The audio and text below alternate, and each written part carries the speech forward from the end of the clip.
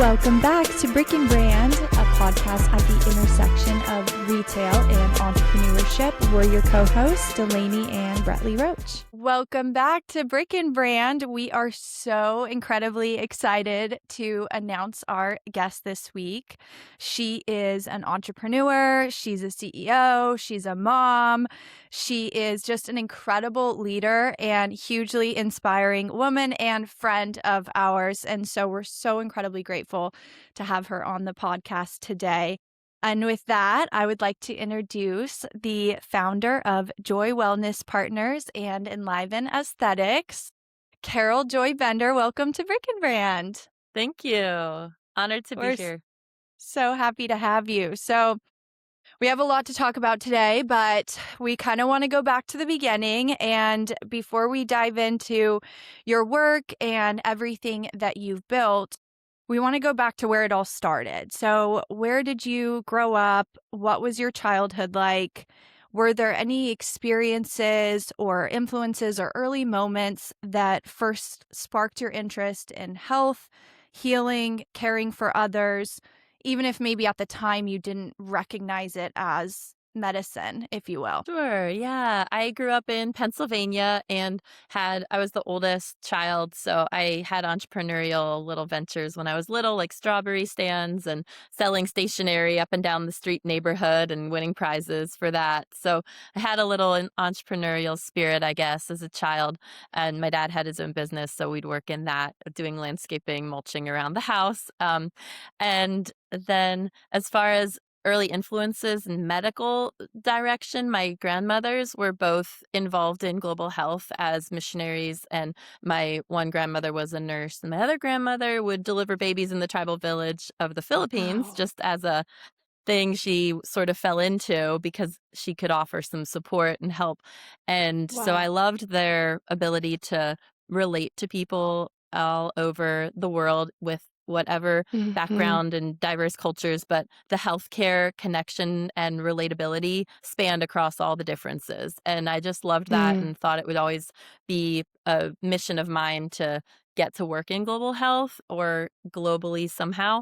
And I think the world is becoming a smaller place in a way. We're all becoming interconnected, and there's a lot of cultural experiences that I've had that have, made me realize, the world isn't all that different everywhere you go, and people are having health needs no matter where you go. So that was Mm-hmm. one of the inspirations that to go into nursing and learn how to be a nursing healthcare provider, and I could take that anywhere I go and it would get me a ticket to the world. So I had a professor in my study abroad program in Israel who also was doing global health work as a nurse, and she was an inspiring part of my later journey to dive into work in Africa. And so it was a very global mindset originally, and then we can keep talking, but it really came back to, well, it's important to do the right thing when you're home where you've been planted and where you're originally from too, and to see that there's Mm-hmm. opportunities to improve,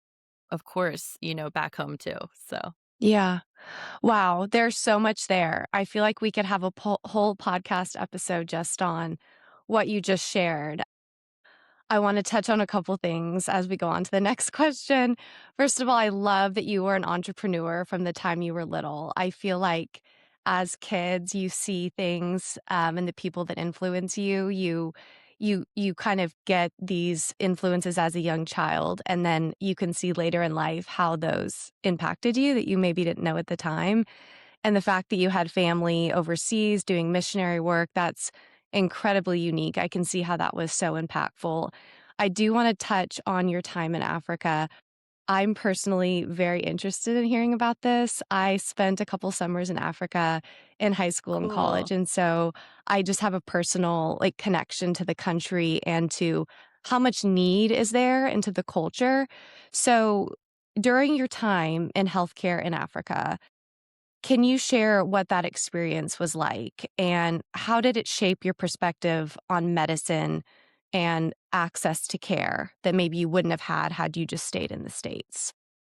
Well, the word that comes to my mind is gratitude and just realizing how much we have in America and how many more doctors per thousand people there are. And Yeah. also, there is such a stark contrast as in Africa, there's very few doctors in many of the countries, and the country of Burundi was where I was, and it was the poorest or second poorest country rated in the world at the time we went there, and also the hardest country to do business in rated. So we were up against, an uphill battle, but we also knew there was a lot of opportunity to improve what was there. So we worked with the clinics in the rural villages, and we helped them. We were kind of a train the trainer model where we would recruit local nurses that had experience and help them to learn a little bit of improvement opportunities of improving the whole clinic, inventory management, things Mhm. like CPR for infants and like we call neonatal resuscitation and CPR for kids and basic hygiene, things like you always have to wash your hands before and after every procedure and before and after you leave the rooms of your patients and always wash your Mhm. thermometers before you put it into some other patient and label everything. So things that we take for granted were things that, you've heard of, like, in boards going to hospitals and doing the checklist and making sure the quality Mhm. of the hospital's up to standard, and there are always things for hospitals to improve upon in the US after all those evaluations, but, Yeah. taking that to clinics where they didn't have accountability previously, they didn't have anybody that cared enough to help them improve, they didn't have anybody Mm. that was looking at them once they got out of their nursing program. Many of these providers would go and have to run a clinic in the rural village as like Mm. an Wow. eighth grade graduate of a nursing program. That's basically Wow. how rudimentary or basic the program and training was. And so there was a lot of Sure. room for improving their capacity and Right. just to be able to help them and see the improvement that that would make in a month or 2 months or 3 months and see the patients just flock to those clinics because they knew they were Wow. getting improved quality of care. So it was Yeah. amazing, and then, of course, the goal was to work myself out of a job where the trainers would continue servicing the clinics and doing the quality scorecard, and then I would not be needed and, there wouldn't be as much of a cost for the long-term sustainability of the project. And so that was called LifeNet International, and it was started in Burundi, and now it's in several countries of sub-Saharan Africa, and it's based on the same My model. gosh. So I also was challenged beyond belief because the need was so great, and it felt like there were also corruption and war and cultural diversity, like cultural divides that made it very hard. You'd move a couple steps Mhm. forward, and then there'd be things out of your control that would move us all backwards, or Right. we'd have to wait on this government official to approve this or that. But we are glad that it's still there today, and we're glad that it's expanded and that there are definitely individuals, thousands now, who can say that their baby's life was saved because of Mm. their care they received at one of these clinics. And so that's Wow. a huge Incredible. blessing that I had the chance to be on the early side of that. And I went back to the US to learn to get my nurse practitioner degree because I realized that as a nurse, I was capable and qualified, but I could learn more of the diagnosis side of things and where's the cause of this symptom. I was just learning when I was in Africa, about 80% of their diseases were preventable and easily treatable with Mm. like Mm. $1 or $2, Mm. medication. A lot of it's like they have worms because of the water being contaminated. And so a Mm. little deworming pill could just Yep. fix it and heal Yeah. them. And little things that didn't cost a lot could save lives. And so Mhm. I just realized like I wanted to learn more about, the diagnosis of these diseases and get Mhm. my capacity expanded too. So yeah, it was a big Wow. challenge and a big part of my life. Where were you, Bretley, in Africa? I was in Zambia for a couple of weeks, and I was in Cameroon, which is like the northern West Coast. Yes. And I was just totally relating with what you were saying because when you go there, you're just overwhelmed by how much work there is to do. You could spend 10 lifetimes in that one country or village, and there's still so Yes. much to do, but Right. it's so fulfilling, and the fact that the work you did is still there and it's Mhm, sustainable in a way. It's like teaching mhm. a man to fish rather than buying him a fish, right? Mhm. Exactly. And that's the hard part about international work, and I don't wanna digress too much, but it is hard to create a sustainable model of impact Very much because, so. you can go and then you leave, and then everything kinda goes back to how it was. That sounds like an incredibly fulfilling and very challenging time. Yes, thank you. Yeah. So I'm sure you have probably a million um, experiences and memories from your time there. Is there one particular story or interaction that you had with a patient or experience that kind of stands out to you or that you remember that you've brought forward with you now in your practice? Yeah, so definitely wound healing and wound care. I Okay. saw how they were being trained in that time frame to leave the C-section wound dressing on for like 2 weeks. So Whoa. women would come with an infection because their dressing hadn't been changed in 2 weeks, and they Mm, took it off, and then they would be hospitalized, and we'd work with them to clean it and help them to plan differently for more early intervention. And also, Wow. they yeah. didn't really encourage them to get up and move around. It was like put the Mhm. dressing on and then lay in bed. And so we were encouraging them, get up and move around. And Yeah. so I started to see the ways that the body could truly like not heal versus like what can make the body heal. And that led into Mm, my passion for regenerative medicine and how the body Right. has an innate healing capability to heal itself if you give it the movement and the blood flow and the growth yeah, factors to heal and succeed. So that's something that, translates internationally, of course. totally. Yeah. I have to ask, do you ever go back to Africa, or do you wanna go back, or is that just a chapter in the Do wanna past? go back, I really do, and one of the reasons I came back was because in my heart, I felt bad. I know it was a good time, but I felt bad living on donor money to do the work in Mm, Africa, and yeah. went on a safari at the end and felt like, "Well, maybe if I can go to the States and earn an income and then one day go back on my own funding, that would Yes. be my next dream." So, I do wanna take Yeah. my family back at some point and then myself maybe spend some time there. And I know they do need work in the nonprofit with upgrading the curriculum, for example. So that would be a dream to get to plug Yeah. in again in a There'll decade or be so after my kids are plenty of raised. opportunities. Yeah. Yeah. Well, when I hear all these stories, and I know there's so much more, but I just see kind of this thread of service, first coming from your family, your parents, the service work they did, and you. Not many people are willing to put themselves out there and go and be in a foreign country that's uncomfortable. And so you've done all these things overseas. You're kind of having this light bulb moment of, wait, I think I see the reason why people are getting sick, and I don't want to just treat the symptoms. So, at what point did you realize, I don't just want to practice medicine, but I want to start something of my own? And kind of that crystallization of Joy Wellness Partners, or the idea for it. Was there a moment that you remember kind of experiencing that? Well, luckily, I was given the opportunity to work in an emergency room where I saw a lot of diverse cases and I saw individuals coming back for similar problems again and again. And a lot of it was pain management, and they weren't Mm. getting adequate pain relief with whether there was a primary care doctor or a pain management office, and they would come to the ER just in so much pain. And so that felt to me like a problem that wasn't properly solved with traditional medical systems. And luckily, I got Mhm. an opportunity to work in a wellness clinic and didn't know what that was going to entail at all. But my day one, I did a regenerative joint injection of stem cells into an Oh, arthritic knee of an wow. older woman. And to see Yeah. her recovery story firsthand and see that she was able to get off of pain medicine within a couple weeks after the injections and get back to walking again was just amazing. And so I saw a light bulb moment. There's a better way. And it Yeah. didn't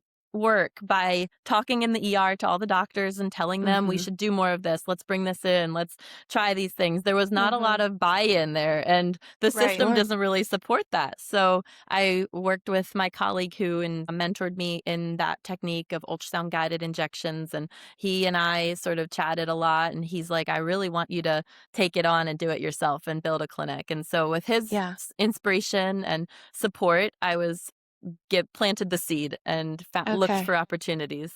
Yeah. That's incredible, Carol. I'm so inspired by you and your story. I just feel like that shift from practicing medicine to then building your own practice, that's not something to be skipped over. That's a huge deal. And you're stepping into entrepreneurship and having a Mhm. team. And like you touched on, educating not only your peers, but your patients, your clients, and just the added responsibility that comes with that. So, did you have any fears or uncertainties, or what were some question marks in your mind when you were thinking about this idea of starting Joy Wellness Partners? And I mean, I have to imagine that there was some uncertainties rolling through your head. Anything you can touch on that you had to Yeah. overcome to get to this point? Pretty full of anxiety at the beginning. So I think the everyone can relate to that, Yes, Carol. yeah. absolutely. Yeah, it's a season of life that I don't want to do again soon, but I'm so glad that I did it. And I Yep. had questions about how am I going to pay rent on this lease that I just Ugh. signed? And how am I Yep. going to find patients? I'm entering this lease in a downtown San Diego area, and all the patients I had previously treated were about 45 minutes away. So who's going to come Wow. and be a patient? So Right. Yeah. those are big fears and big realities. And in my back of my mind, I had a fallback plan, and I think that was one piece that kept me going was I can always go back and get shifts at the ER. So I'll Okay. always have a way to pay rent if I have to. And sure Right. enough, I had to do that for a year. I had to work 2 jobs Mm. and then start the business at the same time so I Wow. could cover all the costs of starting myself. And I could Oh have my other gosh. people start with Wow. loans, but I did a little loan from my boyfriend at the time, paid him back after he came back from deployment to be on the up and up for my own pride. Wow. And Wow. yeah, but the rest of it was kind of the shift work, and then I'd slowly phase out the shifts and get myself Yeah. to a place where I was opening more days at the clinic where we could see more patients. I had That's no incredible. idea that you were working another job at the same time while trying to start Mhm. Joy Wellness Founders. Mhm. I think that's Mhm. Bradley and I talk about that a lot on this podcast, just that whether it's a side hustle or a dream of, being an entrepreneur in some capacity, a lot of us don't have the luxury of just dumping all of our eggs into that basket. We can't. How do we Right. pay rent? How do Right. we put food on the table? So Right. Right. that speaks volumes to your dedication and your Mhm. passion for what you were building, even though it probably was a lot of sleepless nights and a lot of Yes. exhaustion and anxiety and, Yes. things that we can all relate to. So, Yeah. Yeah. You kind of already touched on this, but so the first year you were working 2 jobs. I'm not sure when you slept or when you ate, but, we won't worry about that right now. So in that first year, you're running the clinic, you're probably working night shifts at the ER, you're tired, you're stressed. What were you kinda doing behind the scenes to grow your patient base and were you doing a lot of marketing? Were you networking, or how were you just more like basic building blocks? How were you navigating all of that? Yeah, I would take advice from another clinic entrepreneur coach that I knew and some of the things that I learned from the different vendors, like hosting events. So we'd host events Mhm. and we'd okay. send or recruit the listservs from the local businesses in our building. So CrossFit athletes and physical therapy patients and invite them to come as well as my patient of my friends and community that I had, small though it may be from San Diego. I looked into, the military community. My boyfriend at the time was in the Navy SEAL community, so we were trying to help them after they'd come back with injuries and encourage them to come in for discounted treatments and things like that. And aside from events, we would do little interviews and video interviews with Mm, testimonials, and sometimes those would just be helpful to literally send to somebody that we texted or that it referred from a friend and say, "Listen to this story and see if it can help you feel more comfortable and confident in coming." I also did lots of scrolling through my list on my phone, "Hey, you're a coach at a jujitsu gym. Do you have any athletes that recently had an injury?" yeah. Or, "Hey, you're in the menopausal age frame. Would you like to check your hormones?" And I'm Yeah. doing that service now. And some of my patients from Temecula, I would visit them. I would try services on them. Like, piloting them and seeing what their feedback was and what they'd recommend for the next patient and bring them down to the clinic and get them to be a patient for free or discount to just get people in the In the rhythm, door. you know, and get the energy flowing in the direction we wanted. Yeah. I love hearing that because it's a great message, I think, for every entrepreneur is Yeah. use whatever network you have. Your boyfriend was in the military, the suite next door was a jujitsu gym.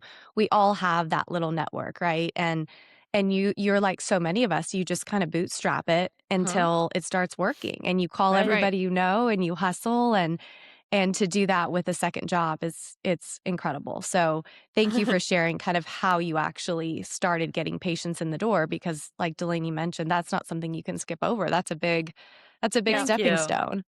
Yeah, absolutely. And I love the point on the testimonials too. I think word of mouth is so valuable, and that's all it takes is a friend of a friend that's had a really great experience with you that then refers it to 5 of their friends. Hey, you got to Absolutely. try this out. So, Carol, regenerative and integrative medicine wasn't nearly as mainstream when you started. Did you face skepticism, resistance? I mean, I have to imagine you did, but how did you navigate that with patients and peers and clients?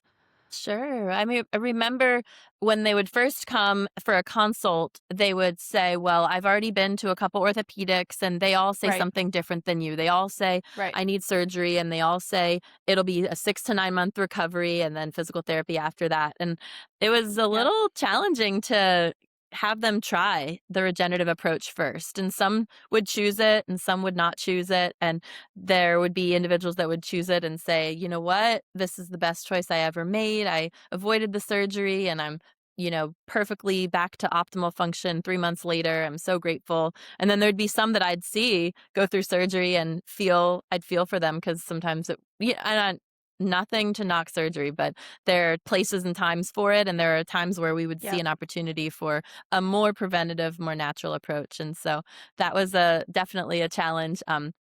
Originally just kind of trying to help people understand that we're not going to be giving them the same script as their traditional Right. providers because of the training that they had and the focuses that we learned and additional training outside of medical school. And so it was a big thing to fight against the doctors versus I'm a nurse practitioner and they're medical doctors. And so that concept was Right. also an uphill battle.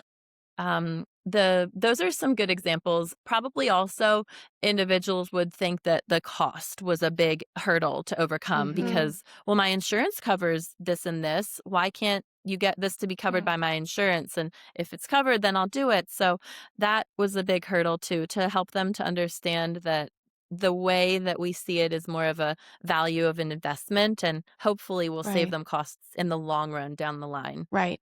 Yeah, if you absolutely. can help them heal, that's worth any amount of money. It's just Right. kind of getting them, I think, to fully believe that. And I feel like now holistic regenerative medicine is more well known now, but it still has a long way to go. And Mhm. I have a holistic regenerative doctor here in Dallas, but it took me a long time to find her because there's just not that many options.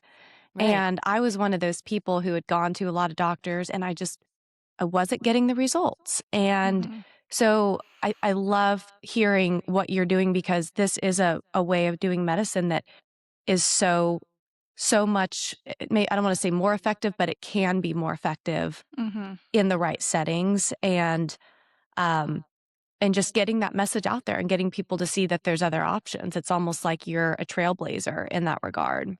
So, Thank kind you. of keeping that in mind, the skepticism and the resistance, has there been a one lesson that stands out to you that was particularly difficult to learn or to hear, maybe as a healthcare provider or as a business owner that you maybe weren't expecting, but that was just difficult and you had to kind of get over it and move on? Well, um, one thing was as a nurse practitioner in California, you require a supervising doctor, and there's a lot of compliance structures that are just Mm, a fact of life. And so you have to just get over that right. and realize that if you want to operate in California, you have to, you know, pay the price and do the different compliance things and have this more complex Right. structure to make it sustainable or compliant, and Mhm. legal. And once you realize, like, hey, if you can check all the boxes and they leave you alone, then you're actually able to innovate in other areas. So just pick your Mm. battles eventually, and Yeah. Yeah. spend your efforts on the things that you have control and ability to change. And figuring out what those are may not always be easy or immediate, but paying Right. attention and listening when advice came my way was a good, and like getting second opinions. I was trying to find a Mhm. good Mhm. counsel that you can really trust, not just going with the first recommendation of a lawyer or of a counselor for you. Mhm. Yeah. So, moving on to focusing on your growth and expansion with Joy Wellness Partners, after you established your first San Diego location, like I feel like a lot of us, we have our company, we sign a lease, that's a huge deal, a huge feat in and of itself. You're working multiple jobs to be able to support that. And you've established that platform, but then to go, no, I want to do more. My voice is going to be bigger than this. And I want to share my work that I'm doing with as many patients and as many people that I can, which is so incredibly inspiring. But I'm sure that was not an easy decision or an easy process. So, what was going on in your mind when you were like, okay, I've done this once. How can I continue to grow this?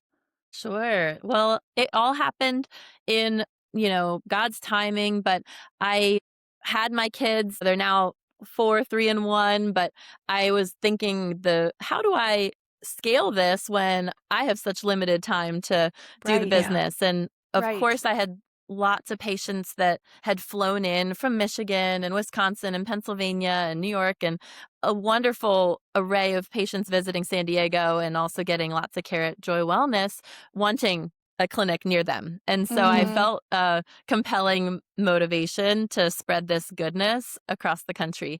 So I, started looking at some business coaching conferences where they help you to work on your checklist and improve your business to the point where you've nailed it, and then to get to the readiness of being able to scale it. So Mhm. I was still in that phase when I was approached by a franchise company that is interested and we've decided to partner. So we're going to be franchising the female side of this clinic as a female women's health clinic across the nation. So this is the first time we're talking Wow. about it on a I'm sh podcast, but you'll be Wow. seeing Yay! her So way exciting. women's health clinic coming across America in the next couple of years. And Incredible. it's a blessing because I don't have to do all the scaling myself. I'm Right.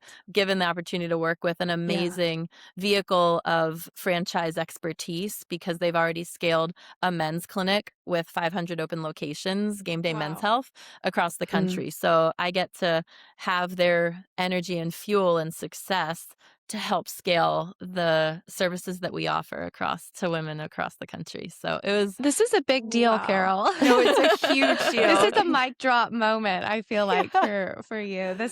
Thank you for sharing that, especially for the first time on the podcast. That's a huge thing. It's a huge deal. I work with so many kind of growing brands and Mhm. first-time entrepreneurs, and I feel like the biggest challenge is getting from 1 or 2 locations to a true scale. It's everybody's goal, right, is we wanna scale, but it's very difficult for people to figure out how to do it because it is like a second job on top of your full-time job of running Mhm. your business. And I love how you said you went to conventions and you got coaching and you really pulled in the experts and said, "You help me figure out how to scale this." And you got help. And I think that's a great lesson for everybody listening is talk to somebody who's already done it.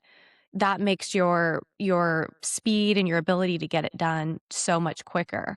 Mhm. So, as you are continuing to grow, and I know you have a partnership in Mexico, these expansion efforts, it's so wonderful and so exciting, but I know that there's a lot going on behind the scenes as well. Is there anything behind the scenes that people may not know that you were working on or that was challenging for you in order to get this franchise deal done and to get kind of the expansion rolling? Because I know that wasn't easy, even though you made it sound really easy. I know it wasn't. So, anything you would want to share on that and just how to kind of persevere through that time, getting everything figured out? thank you. It's a lot in that question. So, I Yep. know. some things that come to mind are first, I really had to get out of the patient care role and stop working in my business and working on the Mm, business. So, that was a big Yeah. step that took several years to mm, really work myself out of that provider job and into more of the administrator, CEO role. And yep. being Mhm. in that role then made me a little bit more ready when the franchise opportunity came up because I had the time to discuss with lawyers and work on contracts and do the back and forth negotiations and get things to a place where it felt safe for me to agree to this partnership. And during Yeah. that time, I, of course, asked for wise counsel and sought Mhm. did the due diligence to confirm that it felt right to me. And so that was during the deal of negotiations of last year. And now we're doing, Zoom meetings, of course, like, 3 times a week. And there's a lot of meetings that happen with my team. And some of the stuff I learned at the one coaching training that I went to was just the frequency of communication with your staff. It really is higher than you Mm, think. Even when you're the CEO, like the more frequent meetings that you can have and the quick check-ins and the accountability follow-up. And Mhm. also, when you try to delegate something, you're not just delegating it once, but you're actually helping them learn how to do it, and you're mhm. coaching them alongside it. And it's your responsibility until finally, they're flying solo and they're doing it on their Right. own. Leadership is not just, okay, I'm now in a new title and now you're going to do everything that I used to do. It's actually working alongside them for such a long time until finally you're taking one thing off your plate. Right. So it's a long Right. process to get that quality translated over. But they say if you're able to see someone doing the job 80% as well as you, or capability to do it 80% as well as you, they're ready to be handed off and delegated to. So I Mm, had to That's a learn to good let thing to some know. perfection go. Yeah. yeah. Yeah, that's a hard thing to do as a CEO and founder is to stop, like, Yep. working in the day to day and putting the right people in place. That's every founder I talk to has that same concern of, "But wait, this is my baby, I built this, Right. I can't entrust it to anybody else," but you kind of have to if you wanna Mhm. grow. Yes. Right. Well, and I can speak firsthand to the quality of Carol's team and staff and all the fabulous people that work there. They're all incredible. From the moment that you walk in, you're treated with just next level care. Everyone's so friendly. And so, Carol, you've obviously done a really great job finding a wonderful team and training them. And I know that can't be easy and it takes time. And like Brettley said, as entrepreneurs, we've worked so hard to get to produce this, business or this brand that it's like, how do I now step back from practicing every day and working with patients to now step into this leadership role and kind of relinquish some of that control? And that's frightening, frankly, but you've done an incredible job and your team is truly wonderful. So you kind of Thank you. touched on it, but how do you maintain the same quality level of care and culture as you continue to grow and as you continue to kind of divide your time with these other business endeavors? And you touched on having a great team and training them and working alongside them, but anything else that you can think of that you've done or implemented in your practice to maintain the quality of care that you offer? Yeah, that's a really always feels like, a challenge, but the checklist system is Mm, really important. I first read the checklist manifesto by Atul Gawande and how that was used in the surgical room and how you can reduce mistakes by having a checklist completed and agreed on by the team before the surgery takes place. And so they translate that over to business now. And there's basically trying to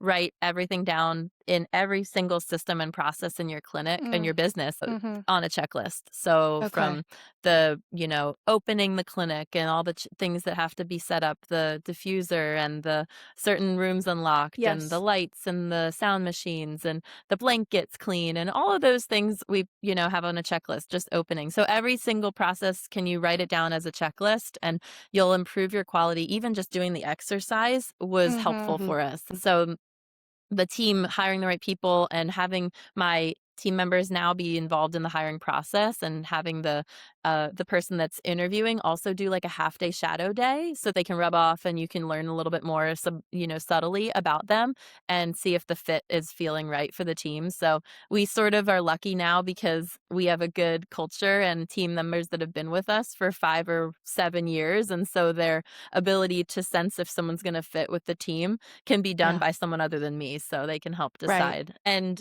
we just maintain the top quality with products that we bring in and not settling for the cheapest method or the cheapest option. We always think of how is this going to impact my if it was my grandma, what would I want, right? And Mm. so with healthcare and our opportunity to work with patients' results and have them call back and tell us their stories, we have always the customer in mind, always the patient in mind, and Yeah. knowing what's best for them keeps us honest, I think, too. Yeah. I love the Totally. idea of the checklist and getting it all out of your head and onto like Mm. a system, whether that I kind of think of that as creating systems, but Yes, Right. I think about that in my business too. It's like, okay, instead of a million sticky notes and you can't ever train somebody, how do we put it all in one place so that if I'm not here, there's basically a manual someone can follow Right. yeah, and know exactly what to do?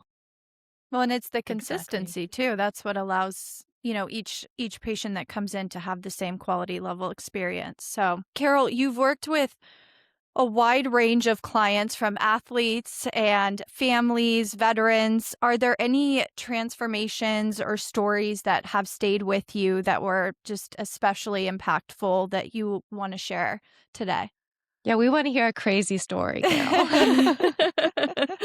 Okay, well, for the first time we used a certain regenerative product, we were able to inject it into someone's spine who had just had a spinal cord injury and they had become paralyzed. And so to be able to see them within 10 minutes of the injection start to move their foot again was a memory I will never forget. Wow. And it's on our YouTube, Oh my like the gosh. injection and then the foot starting to move. Mhm. And then the patient began to be able to walk with a brace, with braces afterwards in physical therapy. So the Wow. progress that they made was something that I couldn't even believe. So that was Right. life changing. We have a couple other stories with our ultrasound guided stellate blocks where a patient just says that they wouldn't have been here anymore on this earth if it weren't for that Yeah. transformation of that procedure Wow. to get them out of their fight or flight and get them to being happy with Right. their present moment again. It's just like one But of those yeah, moments of really Mhm. yeah, changing someone's life and realizing that my business, Joy Wellness Partners, is changing people's lives.